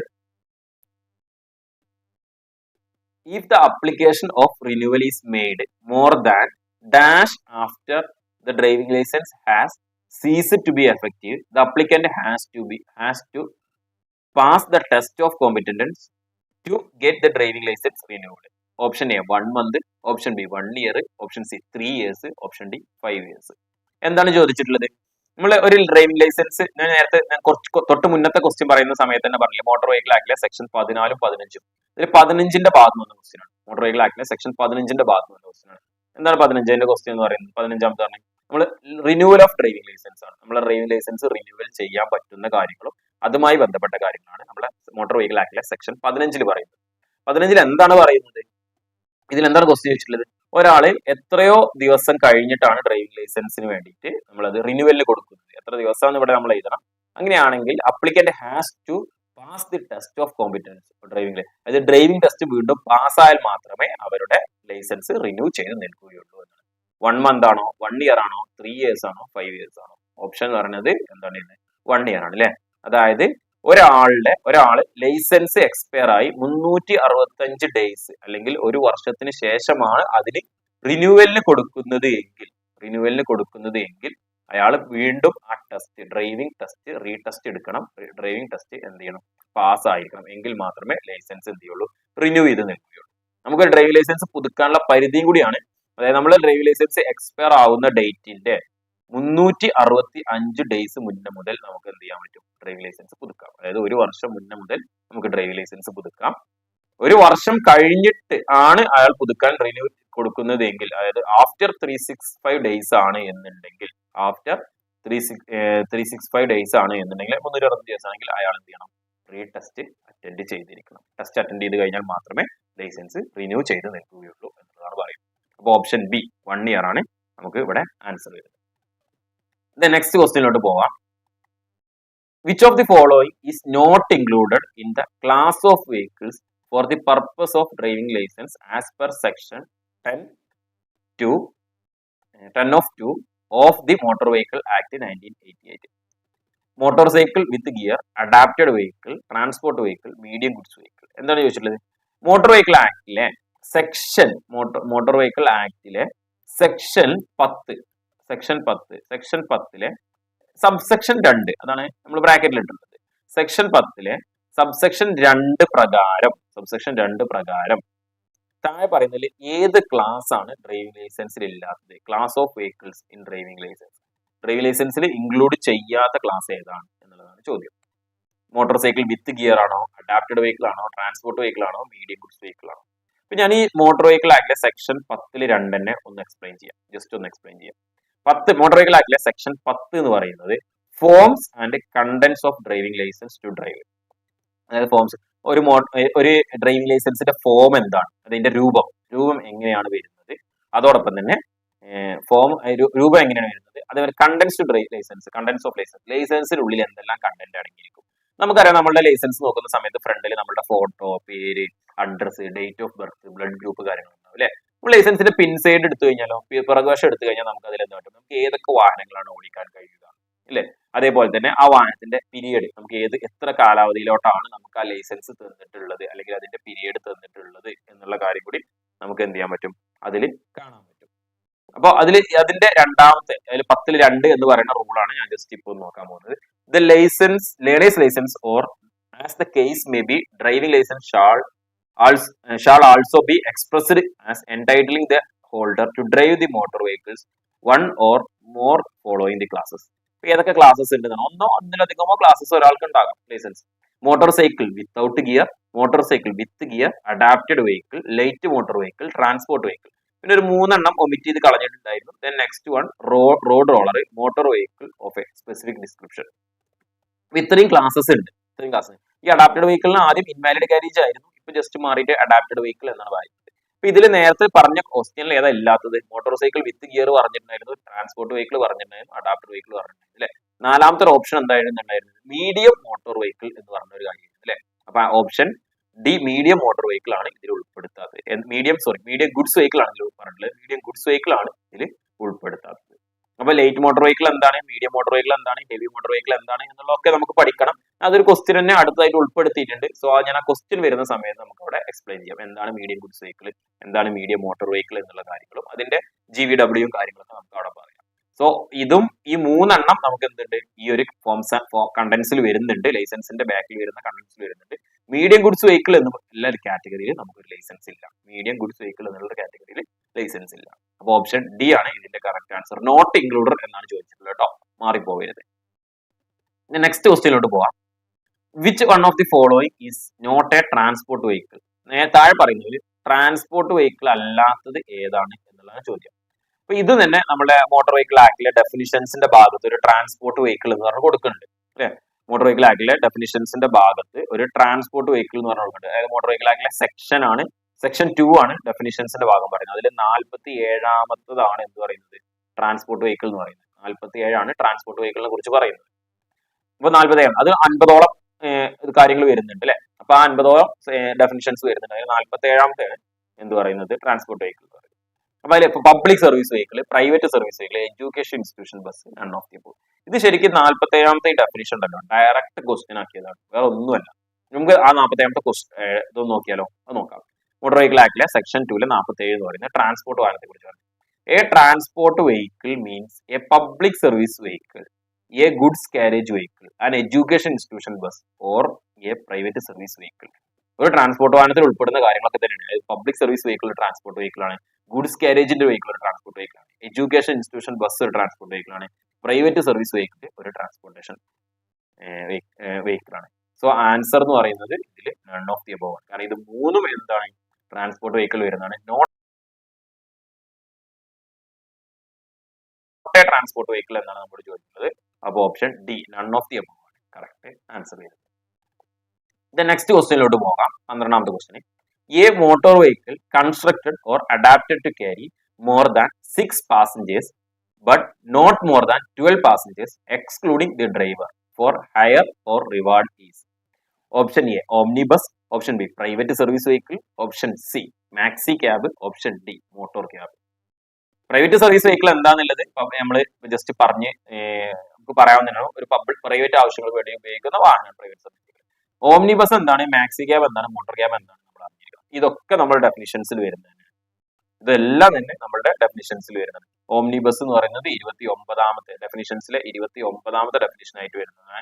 മാക്സി ക്യാബ് എന്ന് പറഞ്ഞാൽ 25ാമത് വരുന്നതാണ്. മാക്സി ക്യാബ് എന്ന് പറഞ്ഞാൽ 22ാമത് വരുന്നതാണ് മാക്സി ക്യാബ്. മോട്ടോർ ക്യാബ് എന്ന് പറയുന്നത് 25ാമത് വരുന്നതാണ് ഡെഫിനിഷൻസ്. ഇതെല്ലാം തന്നെ നമുക്കൊന്ന് എക്സ്പ്ലെയിൻ ചെയ്യാം, ഓരോന്നായിട്ടൊന്ന് എക്സ്പ്ലെയിൻ ചെയ്യാം. മാക്സി ക്യാബ് എന്താണ്, ഓംനിബസ് എന്താണ്, മോട്ടോർ ക്യാബ് എന്താണ് അല്ലെ. മോട്ടോർ വെഹിക്കിൾ ആക്ടിലെ സെക്ഷൻ 2 22 ആണ് മാക്സി ക്യാബ് പറയുന്നത്. Maxi cab means any motor vehicle constructed or adapted to carry more than 6 passengers, not more than 12 passengers, excluding driver for hire or reward. അത് 6ൽ കൂടുതലായിരിക്കണം 12 വരെ. 6 മുതൽ 12 വരെ അല്ലെ. More than 6, not more than 12. 6 മുതൽ 12 വരെ പാസഞ്ചേഴ്സിനെ അല്ലെങ്കിൽ ഹയർ ഓർ റിവാർഡ് ഒരു പ്രതിഫലത്തിന് വേണ്ടിയിട്ട് അല്ലെ, ഒരു പ്രതിഫലനത്തിന് വേണ്ടി, ഒരു തുകക്ക് വേണ്ടിയിട്ട് ട്രാൻസ്പോർട്ട് ചെയ്യുന്ന വാഹനങ്ങളെയാണ് അല്ലെ, അതിന് വേണ്ടിയിട്ട് നിർമ്മിച്ചിരിക്കുന്ന വാഹനങ്ങളെയാണ് നമ്മൾ എന്ത് പറയുന്നത്, മാക്സി ക്യാബ് എന്ന് പറയുന്നത്. നെക്സ്റ്റ് ഓംനിബസ് നോക്കാം. Means of a vehicle constructed or adapted to carry more than 6 persons excluding driver. അതായത് ഗ്രേറ്റർ ദാൻ 6, 6 പേഴ്സൺസിൽ കൂടുതൽ ഉണ്ടെങ്കിൽ, അത് മാക്സിമം ലിമിറ്റ് പറഞ്ഞിട്ടില്ല, ഗ്രേറ്റർ ദാൻ 6 ആണ് എന്നുണ്ടെങ്കിൽ അതെന്താണ്, ഓംനിബസ് ആണ്. ദെൻ മോട്ടോർ ക്യാബ് നോക്കാം. Motor cab means any motor vehicle constructed or adapted to carry more than 6, not more than 6 passengers, excluding driver for hire or reward. എന്താണ്, അതായത് maximum, അതായത് ഏറ്റവും മാക്സിമം എത്ര വരാൻ പറ്റുള്ളൂ, 6ൽ കൂടുതൽ എന്ത് ചെയ്യാൻ പാടില്ല, അവിടെ വരാൻ പാടില്ല. 6 പേഴ്സൺസിൽ കൂടുതൽ അവിടെ വരാൻ പാടില്ല. ഇത് മാക്സിമം 6 വരാൻ പറ്റുള്ളൂ. ഇവിടെ 6ൽ കൂടുതൽ വരാം, ഇവിടെ 6 മുതൽ 12 വരെ വരാം. നമ്മുടെ ക്വസ്റ്റ്യൻ എന്തായിരുന്നു? 6 മുതൽ 12 വരെ കയറുന്ന ആൾ ചോദിച്ചു അല്ലേ? അപ്പൊ നമ്മുടെ ആൻസർ എന്താണ് വരുന്നത്? മാക്സി ക്യാബ് ആണ്. Motor vehicle constructed or adapted to carry more than 6 passengers but not more than 12 passengers. ഇവിടെ 6ഉം പറഞ്ഞിട്ടുണ്ട്, ഇവിടെ 12ഉം പറഞ്ഞിട്ടുണ്ട്. 6 മുതൽ 12 വരെ ഉള്ള പാസഞ്ചേഴ്സിനെ നമ്മൾ പറയുന്നത് ഇതിനാണ്, മാക്സി ക്യാബിലാണ്. ഇനി നോട്ട് മോർ ദാൻ 6 പറഞ്ഞിട്ടുണ്ടെങ്കിൽ ആൻസർ എന്തായിരിക്കും? മോട്ടോർ ക്യാബ് ആയിരിക്കും അല്ലെ? അല്ലെങ്കിൽ ഇവിടെ ആൻസർ മാക്സി ക്യാബിലാണ് വരുന്നത്. ഇതും നമ്മുടെ മോട്ടോർ വെഹിക്കിൾ ആക്ടിലെ ഡെഫിനിഷൻസ് എന്നുള്ള ഭാഗത്തിലെ സെക്ഷൻ 2ലാണ് ഡെഫിനിഷൻസിൽ വരുന്നത്. അതിൽ ഓരോ പോയിന്റ്സ് നമ്മൾ 25ഓളം ഡെഫിനിഷൻസ് പഠിക്കുന്നുണ്ട്. ആ 25ഓളം ഡെഫിനിഷൻസ് വരുന്നത്. നെക്സ്റ്റ് അടുത്തത് 13ാമത്തെ ക്വസ്റ്റ്യൻ നോക്കാം. If a motor cycle is found driven by a juvenile with the knowledge of a guardian or owner.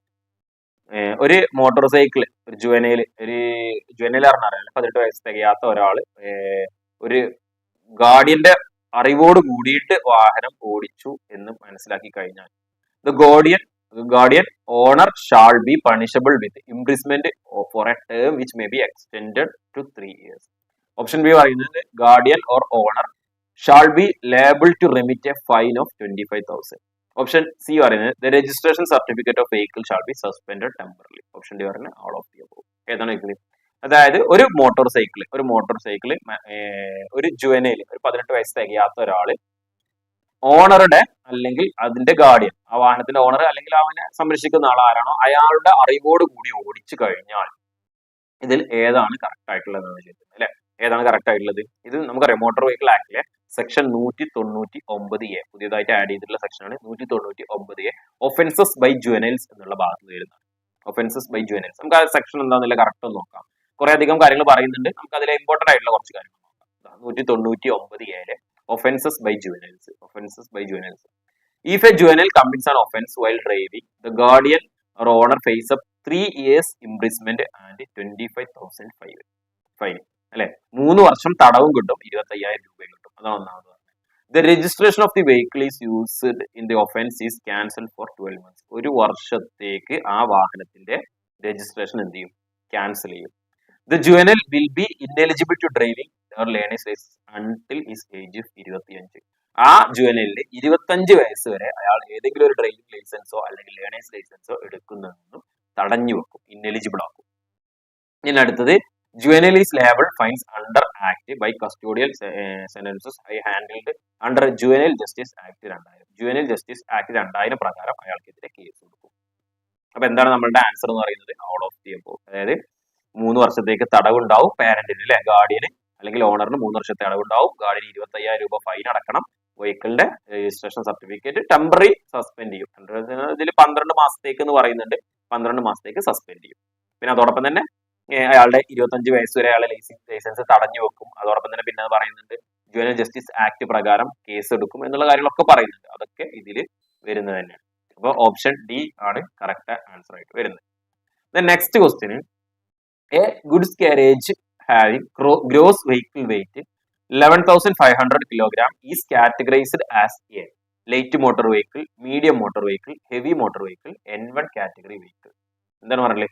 A goods carriage having gross vehicle weight GVW എന്നാണ് നമ്മൾ short ആയിട്ട് പറയല്. GVW 11,000 കിലോഗ്രാം ആണെന്നുണ്ടെങ്കിൽ goods വാഹനമാണ്, 11,000 GVW ഉണ്ടെങ്കിൽ ആ vehicle light motor vehicle ആണോ, medium motor vehicle ആണോ, ഹെവി മോട്ടോർ വെഹിക്കിൾ ആണോ, N1 കാറ്റഗറി വെഹിക്കിൾ ആണോ എന്നാണ് ചോദ്യം. അപ്പൊ നമുക്ക് നോക്കാം. നമുക്ക് ഈ ഒരു കൺസെപ്റ്റ് ഒന്ന് പഠിച്ചു നോക്കാം. ലൈറ്റ് മോട്ടോർ വെഹിക്കിൾ നമ്മൾ ഷോർട്ട് ആയിട്ട് നമ്മൾ LMV എന്ന് പറയുകയാണ്. LMV GVW 7,500 കിലോഗ്രാമിന് താഴെ വരുന്നതാണ് എന്ത് വരുന്നത്? ലൈറ്റ് മോട്ടോർ വെഹിക്കിൾ എന്ന് പറയുന്നത് കേട്ടോ. 7,500 കിലോഗ്രാമിന് താഴെ.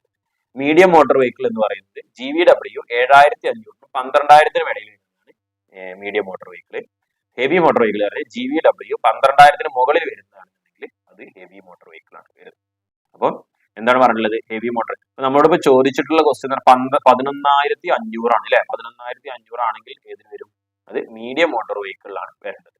ഇനി നമുക്കിവിടെ സെപ്പറേറ്റ്ലി മീഡിയം മോട്ടോർ വെഹിക്കിൾ. ഇനി നമ്മളിവിടെ ഗുഡ്സ് കാരേജ് വെഹിക്കിൾ എന്ന് പറഞ്ഞിട്ടുണ്ട്. ഇവിടെ മീഡിയം ഗുഡ്സ് വെഹിക്കിൾ എന്ന് പറഞ്ഞിട്ടുണ്ടെങ്കിൽ അതിൽ നമുക്ക് എന്ത് ചെയ്യാൻ പറ്റും?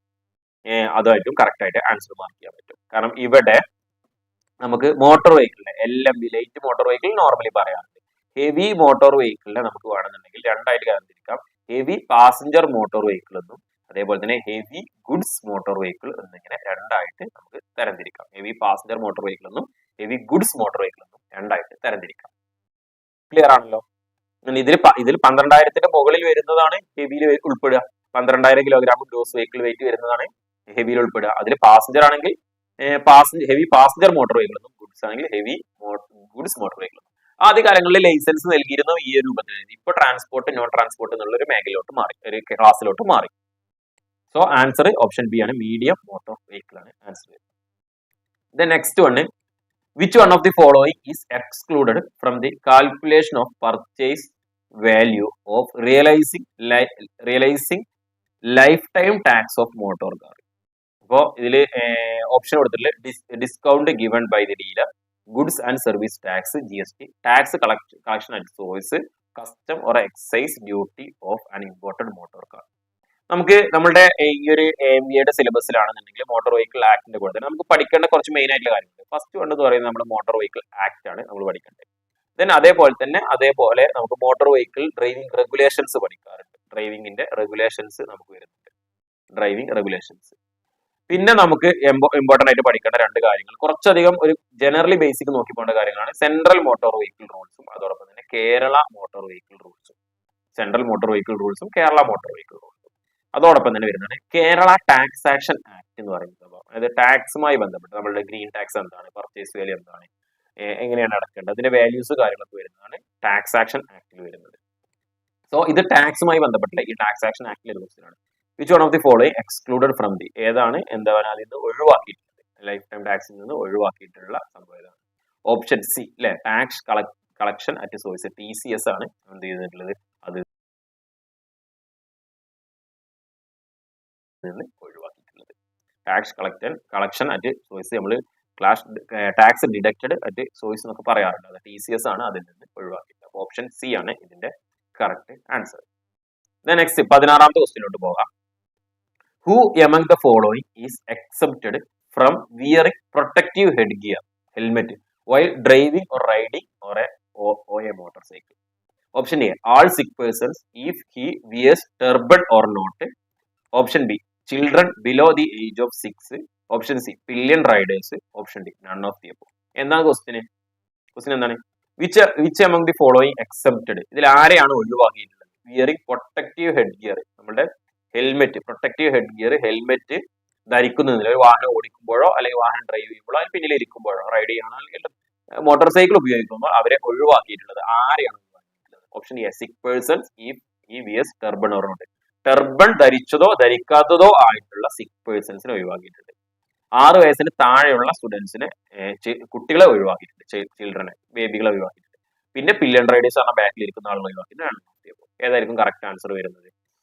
നമുക്ക് ജസ്റ്റ് നോക്കാം. മോട്ടോർ വെഹിക്കിൾ ആക്ടിലെ സെക്ഷൻ 129 ആണ് ഇതിനെ കുറിച്ച് പറയുന്നത്. Wearing of protective head gear. Head gear എന്ന് പറയുന്നത് നമ്മുടെ ഹെൽമെറ്റാണ് നമ്മൾ ഹെഡ് ഗിയർ എന്ന് പറയുന്നത്. Wearing of protective head gear. അതിൽ ഒന്നാമത്തെ ജസ്റ്റ് ഒരു പോയിന്റ് നോക്കാം.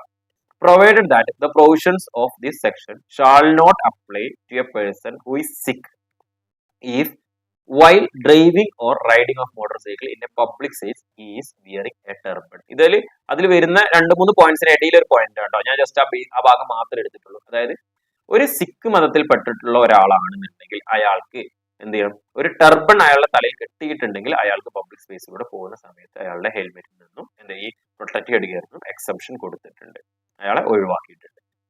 അതേപോലെ തന്നെ next point, provided further that central government may be rules providing measuring of safety of children's below 4 years ആണ് പറഞ്ഞത് കേട്ടോ, of age riding or being carried A motor cycle. ഒരു മോട്ടോർ സൈക്കിൾ ഓടിക്കുമ്പോൾ 4 വയസ്സിന് താഴത്തുള്ള ആളുകളാണെങ്കിൽ അവർക്ക് വേണ്ട സേഫ്റ്റി മെഷേഴ്സിന്റെ കാര്യങ്ങളൊക്കെ ഈ സെൻട്രൽ ഗവൺമെന്റ് പറഞ്ഞിട്ടുണ്ട്. ഇത് എന്താണ്, ഒരു സിക്ക് പേഴ്സണ് ടർബൺ കെട്ടിയ എന്നുള്ള കാര്യങ്ങൾ ഓർത്തില്ല. ടർബൺ നമ്മളുടെ ഓപ്ഷൻസിൽ എന്തായിരുന്നു വന്നിരുന്നത്? ആൾ സിക്ക് പേഴ്സൺ ഇഫ് ടർബൺ ഓർ നോട്ട് എന്നാണ്. ടർബൺ കെട്ടിയതും കെട്ടാത്തതും പറഞ്ഞിട്ടുണ്ട്, അപ്പൊ തെറ്റാണ്. അപ്പൊ നൺ ഓഫ് ദി അബവ് വന്നിട്ടുണ്ട്. അതുകൊണ്ട് ആൻസർ വരുന്നത് option D, none of the above ആണ് ആൻസർ വരിക. ഓക്കെ ആണല്ലോ. നെക്സ്റ്റ് ക്വസ്റ്റ്യന് 17ാമത്തെ ക്വസ്റ്റ്യൻ നോക്കാം. Which who among the following officer is empowered to seize and detain a motor vehicle for non-payment of vehicle tax and also to sell the vehicle in public auction for realizing tax areas. Option A, joint regional transport officer. Option B, motor vehicle inspector. Option C, assistant motor vehicle inspector. Option D പറയുന്നത് all of the above. ഏതാണ് അറിയില്ലേ? എന്താണ് question വെച്ചിട്ടുള്ളത്? ഏത് ഓഫീസർക്കാണ് ഒരാൾ ഒരു tax ഒന്നും അടച്ചിട്ടില്ല, tax ഒന്നും അടക്കാതെ ആ വാഹനത്തെ പബ്ലിക്കിന് വേണ്ടിയിട്ട് ഓപ്ഷനിൽ വെക്കാനും അതിലെ ടാക്സുകൾ നേടിയെടുക്കാൻ വേണ്ടിയിട്ട് അത് നമുക്ക് തിരിച്ചെടുക്കാൻ വേണ്ടിയിട്ട് പബ്ലിക് ഓപ്ഷനിൽ വെക്കാൻ ഏത് ഉദ്യോഗസ്ഥനാണ് അധികാരം ഉള്ളത് കേട്ടോ. ഓപ്ഷൻ ഡയറക്റ്റ് ക്വസ്റ്റ്യൻ ആണ്. ഓപ്ഷൻ എ ആണ് joint റീജിയൽ transport officer. Option A ആണ് എന്ത് വരുന്നത് കറക്റ്റ് ആൻസർ ആയിട്ട് വരുന്നത്.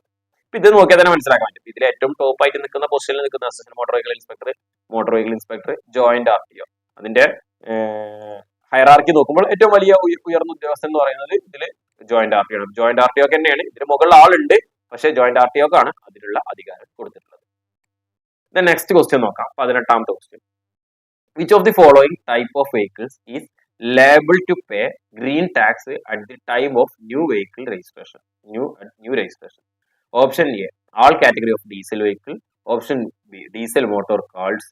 Option C, all four-wheeled vehicles using fuel other than LPG, CNG or electric. Option D, petrol motor vehicle having 4 wheels or more. എന്താണ് ചോദിച്ചിട്ടുള്ളത്? ഒരു വാഹനം പുതുതായി രജിസ്റ്റർ ചെയ്യുമ്പോൾ ആ വാഹനത്തിൽ ഗ്രീൻ ടാക്സ് അടക്കാൻ, ഗ്രീൻ ടാക്സ് ഉണ്ട്. ഗ്രീൻ ടാക്സ് നമ്മൾ ടാക്സ് ആക്ഷൻ ആക്ടിലല്ലേ പഠിക്കും. ആ ടാക്സ് ആക്ഷൻ ആക്ടിൽ പഠിക്കുന്ന ഗ്രീൻ ടാക്സ് ഒരു പുതിയ വാഹനം രജിസ്റ്റർ ചെയ്യുന്ന സമയത്ത് ഏത് വാഹനങ്ങൾക്കാണ് നിർബന്ധമാക്കിയത്? എല്ലാ ഡീസൽ വാഹനങ്ങൾക്കും നിർബന്ധമാക്കിയിട്ടുണ്ടോ? Diesel motor കാറുകൾക്കാണ് നിർബന്ധമാക്കിയിട്ടുള്ളത്? അങ്ങനെ ഒരു LPG അല്ലെങ്കിൽ CNG അല്ലെങ്കിൽ ഇലക്ട്രിക് ഉപയോഗിക്കുന്ന അല്ലാത്ത മറ്റുള്ള വാഹനങ്ങൾക്കാണോ നിർബന്ധമാക്കിയിട്ടുള്ളത്? അല്ലെങ്കിൽ ഒരു 4 വീലോ അതിൽ കൂടുതലുള്ള പെട്രോൾ വാഹനങ്ങൾക്കാണ് നിർബന്ധമാക്കിയിട്ടുള്ളത്? ഇതിന്റെ ആൻസർ ഓപ്ഷൻ ബി ആണ് കറക്റ്റ് ആൻസർ. ഡീസൽ മോട്ടോർ കാറുകൾക്ക്, ഡീസൽ വാഹനങ്ങൾക്കാണ് ന്യൂ രജിസ്ട്രേഷൻ ചെയ്യുന്ന സമയത്ത് ഗ്രീൻ ടാക്സ് നിർബന്ധമാക്കിയിട്ടുള്ളത്. പെട്രോൾ വാഹനങ്ങൾക്ക് ഉണ്ട്, അത് ന്യൂ രജിസ്ട്രേഷൻ അല്ല. നമ്മൾ ഒരു 15 വർഷത്തേക്കുള്ള കഴിഞ്ഞിട്ട് റിന്യൂവൽ ചെയ്യുന്ന സമയത്ത് ആ വാഹനങ്ങൾക്ക് ടാക്സ് നിർബന്ധമാക്കിയിട്ടുണ്ട്, ഗ്രീൻ ടാക്സ് അടക്കേണ്ടതായിട്ട്. നെക്സ്റ്റ് ക്വസ്റ്റ്യനിലോട്ട് പോവാണ്. Cancellation of registration of a motor vehicle is not applicable to. Cancellation of registration of motor vehicle is not applicable to. Option A, removal of vehicle to other state. Option B, removal of vehicle to another country. Option C, a motor vehicle is destroyed permanently. Option D, none of the above. എന്താ വെച്ചാൽ cancellation of registration cancel ചെയ്യുന്നത് applicable അല്ലാത്തൊരു കേസാണ് ചോദിക്കുന്നത്. Removal of vehicle to another state, ഒരു another സ്റ്റേറ്റിലോട്ട് vehicle മാറ്റിക്കഴിഞ്ഞാൽ, നമ്മളൊരു കേരളത്തിൽ നിന്നും കർണാടകയിലോട്ടോ തമിഴ്നാട്ടിലോട്ടോ മാറ്റുകയാണ്, മറ്റൊരു രാജ്യത്തോട്ട് മാറ്റുകയാണെന്നുണ്ടെങ്കിൽ, ഇന്ത്യയിൽ നിന്നും മറ്റൊരു രാജ്യത്തോട്ട് നമ്മൾ വാഹനം മാറ്റുകയാണെന്നുണ്ടെങ്കിൽ, പിന്നെ പെർമനന്റ്ലി ആ വാഹനത്തെ ഡിസ്ട്രോയ് ചെയ്ത് കളയാം, അതായത് സ്ക്രാപ്പ് ആക്കി കളയാണെന്നുണ്ടെങ്കിൽ, നൺ ഓഫ് ദി അബവ്. ഒരു cancellation of registration is not applicable to, applicable അല്ലാത്ത ഏതാണ് അല്ലേ? അപ്പോൾ ഓപ്ഷൻ എ ആയിരിക്കും ഇതിന്റെ കറക്റ്റ് ആൻസർ. എന്താണ്? മറ്റൊരു സ്റ്റേറ്റിലോട്ട്, ഒരു സംസ്ഥാനത്തിലോട്ട് മാറ്റുകയാണെന്നുണ്ടെങ്കിൽ നമ്മൾ ഒരിക്കലും രജിസ്ട്രേഷന് എന്ത് ചെയ്യേണ്ട, ക്യാൻസൽ ചെയ്യേണ്ട ആവശ്യം ഇല്ല എന്നുള്ളതാണ് പറയുന്നത്. നെക്സ്റ്റ് ലാസ്റ്റ് ക്വസ്റ്റ്യന് 20 ക്വസ്റ്റ്യൻ ആയി ഉണ്ടായിരുന്ന ഏറ്റവും അവസാനത്തെ ക്വസ്റ്റ്യന്. Who among the following is eligible for applying driving license to drive a transport vehicle? ഒരു ട്രാൻസ്പോർട്ട് വെഹിക്കിൾ ഓടിക്കാൻ ആവശ്യമായിട്ടുള്ള ഡ്രൈവിംഗ് ലൈസൻസിന് അപ്ലൈ ചെയ്യാൻ എലിജിബിൾ ആയിട്ടുള്ള ആൾ താഴെ പറയുന്നവർ ആരാണ് എന്നുള്ളതാണ് ചോദ്യം. Option A, person attains an age of 18 and minimum 1 year experience in driving in light motor vehicle. Option B പറയുന്നത് person attains an age of 18 and minimum education qualification is passed on 8th standard. Option C പറയുന്നത് person attains an age of 20 and minimum 1 year experience in driving light motor vehicle. Option D പറയുന്നത് person attains an age of 20 and minimum education qualification is 8th standard. എന്താണ് ചോദിച്ചിട്ടുള്ളത്? ഈ ഒരു വയസ്സും അതേപോലെ തന്നെ എക്സ്പീരിയൻസും, അതാണല്ലേ നമുക്ക് ഏറ്റവും ഇമ്പോർട്ടന്റ് ആയിട്ടുള്ളത്. ക്വാളിഫിക്കേഷൻ പറയുന്നത് എന്താണ് ചോദിച്ചാൽ, ഒരു ട്രാൻസ്പോർട്ട് വാഹനം ഓടിക്കണം എന്നുണ്ടെങ്കിൽ അതിന്റെ ഏജ് ലിമിറ്റ് മിനിമം എത്ര ആയിരിക്കണം എന്ന് എല്ലാവർക്കും അറിയാം. എത്രയാണ്? 20 വയസ്സ് മിനിമം ഒരു ട്രാൻസ്പോർട്ട് വാഹനം ഓടിക്കണമെങ്കിൽ ആയിരിക്കണം. സോ ഈ ഓപ്ഷൻ എയും ഓപ്ഷൻ ബിയും അല്ല എന്നുള്ളത് നമുക്ക് ഉറപ്പിക്കാം. ദെൻ നമ്മൾ നേരത്തെ തന്നെ ഒരു ക്വസ്റ്റ്യൻ ഡിസ്കസ് ചെയ്ത സമയത്ത് പറഞ്ഞിരുന്നതിനും, ഒരു ട്രാൻസ്പോർട്ട് വാഹനം ഓടിക്കണമെങ്കിൽ ലൈറ്റ് മോട്ടോർ വാഹനം ഓടിച്ചിട്ട് 1 year എക്സ്പീരിയൻസ് ഉണ്ടായിരിക്കണം എന്ന് പറഞ്ഞല്ലേ. അത് 20 വയസ്സ് തികഞ്ഞിട്ടുള്ള LMB എടുത്തതിന് ശേഷം 1 year എക്സ്പീരിയൻസ് ഉള്ള ഒരാൾക്കാണ് എന്തുള്ളത്, ട്രാൻസ്പോർട്ട് വാഹനത്തിന് വേണ്ടിയിട്ട് അപ്ലൈ ചെയ്യാൻ സാധിക്കുക. സോ ഓപ്ഷൻ സി ആണ് എന്ത് വരുന്നത്, ഇതിന്റെ കറക്റ്റ് ആൻസർ ആയിട്ട് വരുന്നത്. ഓപ്ഷൻ സി ആണ് ഇതിന്റെ കറക്റ്റ് ആൻസർ. അപ്പൊ കറക്റ്റ് ആയിട്ട് മനസ്സിലായിട്ടുണ്ടാവും വിചാരിക്കുന്നു. സോ നമ്മൾ നമ്മുടെ മോട്ടോർ വെഹിക്കിൾ ഡ്രൈവിംഗ് റെഗുലേഷൻസ് നിന്നും മോട്ടോർ വെഹിക്കിൾ ആക്ടിൽ നിന്നും ഒക്കെ വന്ന ക്വസ്റ്റ്യൻസ് ഉണ്ടായിരുന്നു. ടാക്സ് ആക്ഷൻ ആക്ടിൽ നിന്ന് ക്വസ്റ്റ്യൻസ് ഉണ്ടായിരുന്നു. അപ്പൊ കഴിഞ്ഞ തവണ വന്നിട്ടുള്ള 20 ക്വസ്റ്റ്യൻസ് ആണ് നമുക്ക് വന്നിട്ടുള്ളത്. 20 ക്വസ്റ്റ്യൻ ആയിരുന്നു ജോബ് റിലേറ്റഡ് ടോപ്പിക്സ് എന്നുള്ള ഭാഗത്ത് വന്നിട്ടുണ്ട്. 20 ക്വസ്റ്റ്യൻസും നമ്മൾ ഇന്ന് ഈ ക്ലാസ്സിലൂടെ ഡിസ്കസ് ചെയ്തു. അപ്പൊ ക്ലാസ് നിങ്ങൾക്ക് എല്ലാവർക്കും മനസ്സിലായിട്ടുണ്ടാവും എന്ന് വിചാരിക്കുന്നു. ഇതേപോലുള്ള മറ്റു ക്ലാസ്സുമായിട്ട് നമുക്ക് വീണ്ടും കാണാം. ഓക്കെ.